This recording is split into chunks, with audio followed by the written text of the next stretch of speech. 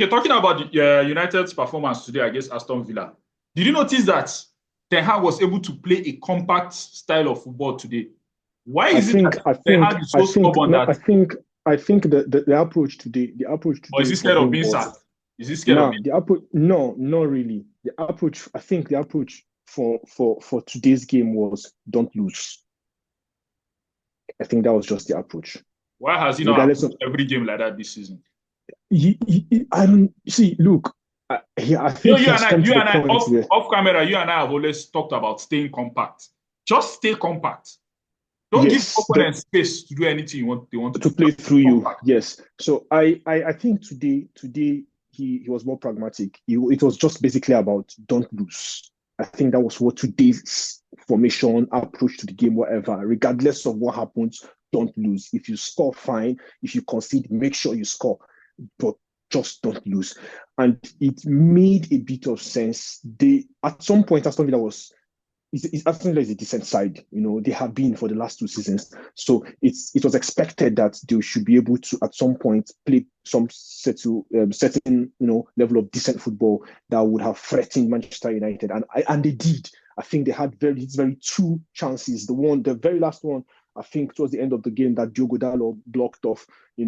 And I think one other one earlier in the game. So um it took them over 75 minutes before they had their first, I think, shot on target or something, Aston Villa. So it was a decent game. It was a compact game for Manchester United. Not overly impressive, but we saw a team that was fighting that team. Because if you listen to one of the commentators at some point said, this team are fighting for this manager. He said, I can see a team that is fighting for this manager. And then he went on to say, from the way it is, that if there is anybody who's going to score, that he was seeing either of Rashford and Garnacho. This was why Rashford was still on the pitch. So, I'll be honest, for me, just as you pointed out, we've spoken off camera. I was like, if he can go 4-5 games without losing, draw is not an excellent thing. He wouldn't always draw. If you make sure that you are playing a Brighton side and you win one goal ahead, either 1-0, 2-1, you just make sure you don't lose. If he can go 5 games, 7 games across competitions, then he can begin to build. Look, clean sheets or not losing games comes with a different level of confidence. You remember we always say the first thing to revert to when you are shaky, when you need security, Go back to is to basics. block. Yeah, Go back to basics. Yeah. Just go back to basics. Rest on basics and then build up from there. And I think Eric should, I hope he does come to that realization that he just has to go back to basic. Maybe what he played in his first season, he was more pragmatic in his first season, was always willing to change, go from, the diamond to, three. I think at some point he played three at the back. He was dynamic. He was willing to change, in line with whatever the opponent served him. So I think he needs to revert to that. And for me, I'm saying something, but most people always. And we play a 4-4-2 with the kind of players he has in that dressing room. He will play a 4-4-2. And we start a midfield of Bruno and what's it called? Kobe.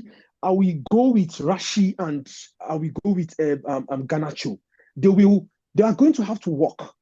I'm talking the wingers, Rashi and Garnacho. They are going to have to always sat back. Just play the basics. Play either a flat 4-4-2, then start Zexi and Hoyland. Zexi can tuck in and make it a 4-4-1-1. Play like a 10. Add strength or number in the middle of the park. All he just needs is to just make himself a bit more difficult to be and become a threat. When you have 5-6 players who can finish at any time of the game and from whatever position and whatever style, who are technically gifted and such good goal scorers, it becomes a threat for any side. Sit either mid block or low block. Just squeeze out a result. Yeah. But today it was mid block, right? Today it was a mid block. Yeah, that's what I'm saying. It's a read block. But So I'm saying, another yeah, question I want to yeah. ask is, was Rashford lucky not to see red? Look, if you ask me, even the first yellow card is a yellow card, but it's something that I just think that I don't know. I don't know. Because he already had a yellow card. Yes, he was lucky. To answer your question, yes, he was lucky not to have seen the second yellow card. But if you asked me, the first yellow card, I wouldn't have awarded a yellow card. Yes, it's a foul, but come on.